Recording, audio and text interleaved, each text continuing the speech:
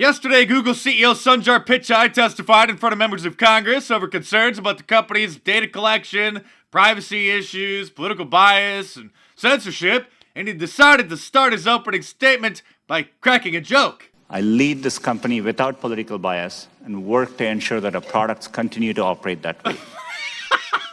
Your products have no political bias. That's a good one. He wasn't the only comedian to show up at the hearing, though. If you look over his shoulder, you'll notice that somebody in the audience decided to come dressed up as the Monopoly Man. Because, of course, Google is a monopoly. Okay, this is awesome. Right behind him. It seems everyone was trying to be a comedian yesterday because here's Democrat Congressman Jerry Nadler from New York addressing concerns about censorship of conservatives and the liberal bias at the core of the company. Given the public's widespread use and reliance on its products and services, there are legitimate questions regarding the company's policies and practices, including with respect to content moderation and the protection of user privacy. Yeah. But before we delve into these questions, I must first dispense with a completely illegitimate issue, which is the fantasy dreamed up by some conservatives that Google and other online platforms have an anti-conservative bias. As I have said repeatedly, no credible evidence supports this right-wing conspiracy theory.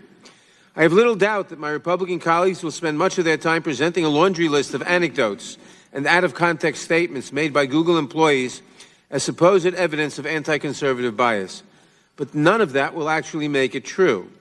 But this fact-free propaganda does help generate the mistrust that the majority leader referred to a few moments ago. Well, I'm certainly relieved. It turns out it was just a conspiracy theory that there's a liberal bias in Google and they're censoring conservatives. Congressman Nadler literally probably doesn't know how to add an attachment to an email, but he's figured out that there's no political bias at Google and no censorship of conservatives on social media at all. Excuse me, Democrat Congressman Ted Lieu, what do you have to say about Google manipulating search results, particularly since YouTube has admitted that the top results for most topics now are from mainstream media channels instead of regular YouTubers? If you want positive search results, do positive things.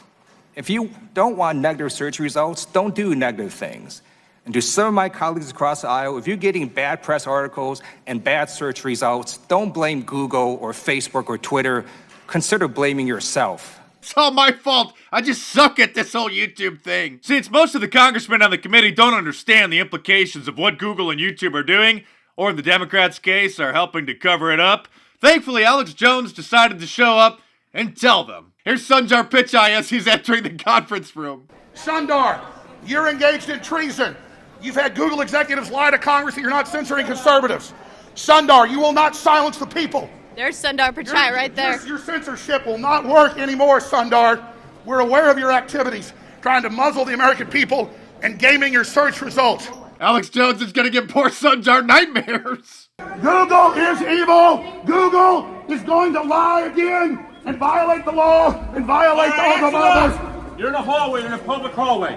You can be arrested. That's enough. You're making too much noise. So Google's not evil, officer? I'm not saying that. Just control yourself. Okay. Get under control now. I'm under control, officer. Thank you. As if it's not stressful enough for him to have to testify in front of Congress about his evil deeds. Now he has Alex Jones shouting at him from 5 feet away.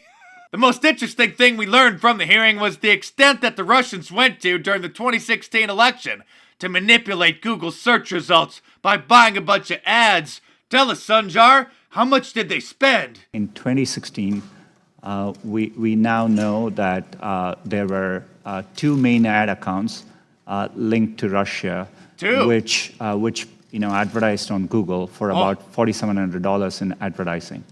We also found other limited... Total of $4,700? That's right.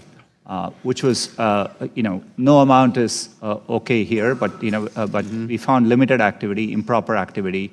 We have learned a lot from that, and we've... Wow, so 2 Russians spent a total of $4,700 on advertisements trying to manipulate Google during the 2016 election. I wonder how much Mexicans spent, especially illegal aliens. But you're not supposed to ask those kinds of questions. And speaking of money, a judge has ordered Sloppy Daniels to pay President Trump $300,000 in legal fees because she lost her bogus defamation case against him. That's a lot of lap dances, honey, so you better get to work. But for only $19.95, you can order any of the awesome shirts from MarkDice.com and give them to people on your Christmas list.